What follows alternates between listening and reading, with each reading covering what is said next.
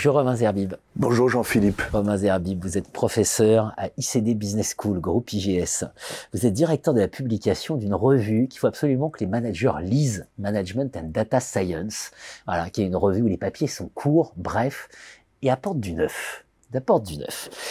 Et là, on va parler ensemble d'un papier que vous avez publié avec Olivier Mamavi, Paris School of Business, consacré à l'IA. Et le point, c'est quelle stratégie de survie. C'est ça qui m'a beaucoup intéressé, c'est que vous posez le problème par la survie. C'est-à-dire que vous dites, l'IA, faut arrêter là de se dire, est-ce que ça va changer, est-ce que si, est-ce que ça. Vous dites non, pour les organisations, c'est une question de survie de se poser le sujet, la question de leur réaction face à l'IA. Alors peut-être votre typologie d'abord d'organisation face à l'IA. Oui, merci beaucoup Jean-Philippe. Avec Olivier, effectivement, on a proposé une typologie des organisations suivant leur position face à l'IA. Et on a abouti à 4 catégories très schématiques. La première sont les natives. Au fond, sont les organisations qui sont nées dans un contexte d'IA, qui sont très familières des algorithmes et de l'automatisation. Ensuite, on a les pionnières, qui sont des entreprises qui, par le passé, ont réussi le virage en direction de l'IA. Elles ont parfaitement intégré cette variable dans leur modèle d'affaires et leur processus. Et elles sont intégrées complètement à cette révolution.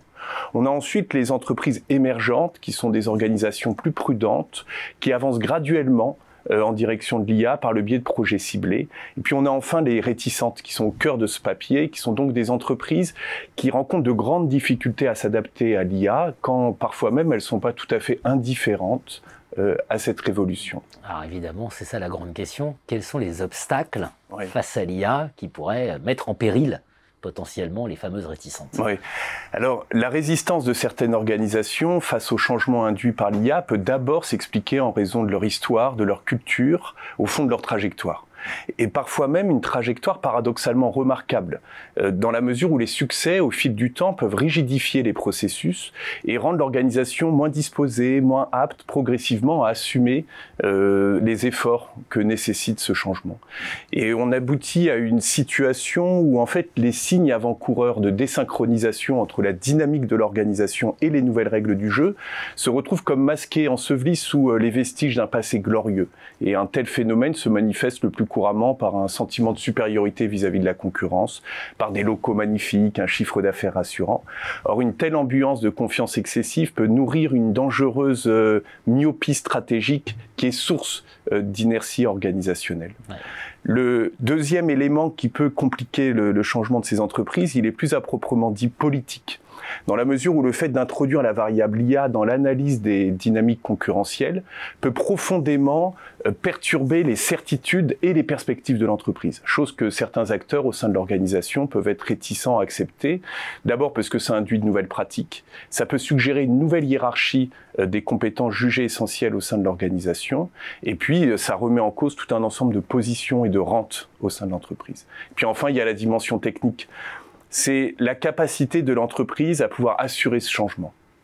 Il est très complexe, d'abord puisque l'IA et ses infrastructures, elles ne se déploient pas dans le vide.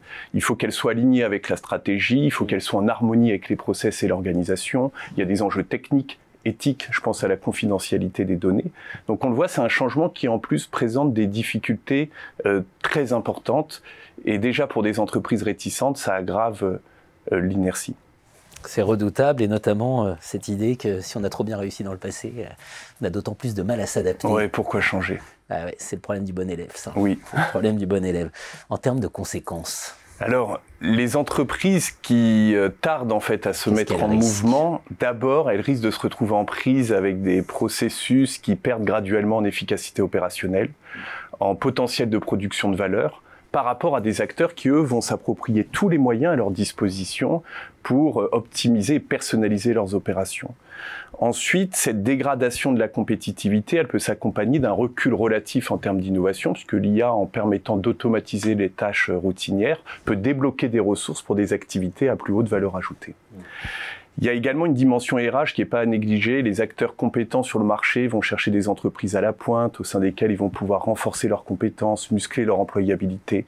Si l'entreprise n'est pas attractive vis-à-vis des meilleurs talents, elle va cultiver un entre-soi qui va générer un cocktail explosif pour l'avenir en fait de l'entreprise. Et puis enfin, il y a l'expérience client. L'IA permet une compréhension approfondie des comportements de consommation, laquelle compréhension permet une personnalisation, voire une anticipation des demandes. Et en fait, tout ça forge de nouvelles attentes, des nouvelles exigences qui bientôt, si ce n'est déjà le cas, ne toléreront plus les approches impersonnelles. Donc l'entreprise risque de s'auto-évincer du marché avec des pratiques désuètes. Merci à vous, Romain. Merci Jean-Philippe.